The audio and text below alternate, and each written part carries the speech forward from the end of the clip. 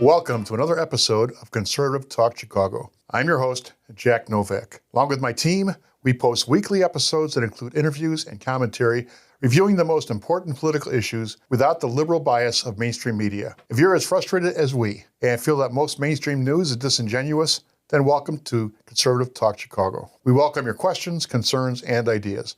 Please send them by email to talktome@conservativetalkchicago.com. Liberal Democrats must have a death wish. 2 weeks ago, Virginia State Legislature Democrats proposed a bill to eliminate minimum prison sentencing of criminals committing violent felony crimes. Within days of Democratic Governor Abigail Spanberger being sworn in for her party, she introduced legislation to end mandatory sentencing for many violent criminal acts. Virginia House Bill 863 proposed eliminating minimum sentencing for manslaughter, rape, possession and distribution of child pornography, assaulting a police officer, and many others, including mandatory minimums for repeat violent offenders. The legislation is also proposing the elimination of the 5-day minimum sentence for first-time DUI offenders. Is common sense missing in the Democratic Party in Virginia? Don't they know minimum sentencing is a deterrent? How does making violent crime sentencing more lenient deter criminals, and how would this legislation impact future victims of violent crime? Will criminals feel more accountable for their crime if minimum sentencing is eliminated and liberal judges are now able to reduce sentencing at will? A lack of accountability for perpetrating a violent act will breed contempt for the law and propagate more repeat offenders. There is a growing group within the general public that does recognize the need for tolerance and a certain level of flexibility for the sentencing of minor, non-violent offenses. But for violent crime, for repeat offenders of violent crime, for child pornography?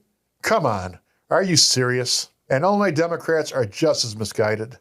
Look at the boondoggle that the SAFE-T Act has been, and the nightmare this has been for local law enforcement. Thank God DuPage County law enforcement and our state's attorney are tough on crime. That's why fewer crimes are committed in DuPage County.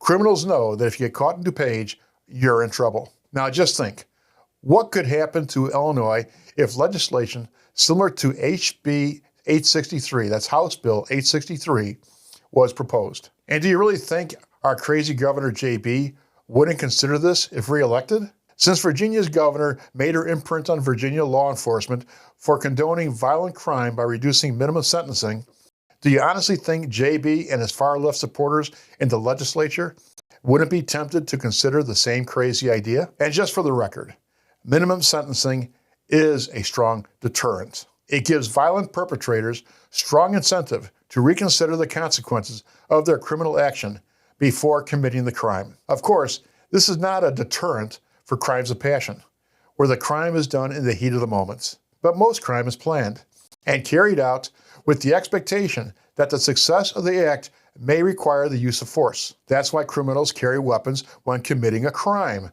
Duh. Do we really expect JB to look out for Illinois citizens? Or would he promote legislation to coddle the criminals at the expense of its victims? Let JB's record as governor speak for itself. Just look at the insanity of the SAFE-T Act, the sanctuary state fiasco, the harboring of the criminal illegal immigrants, the calling for Illinois law enforcement to stand down during public anarchy, and the near-rampant crime Illinois and Chicago are known for. Just ask the Illinois victims of violent crime if they feel safe, and if Illinois is watching out for them and their families. Do we think 4 more years of JB will improve Illinois or victimize it further? You be the judge, and keep your head on a swivel. And residents of other sanctuary states, all I can say to you is caveat emptor.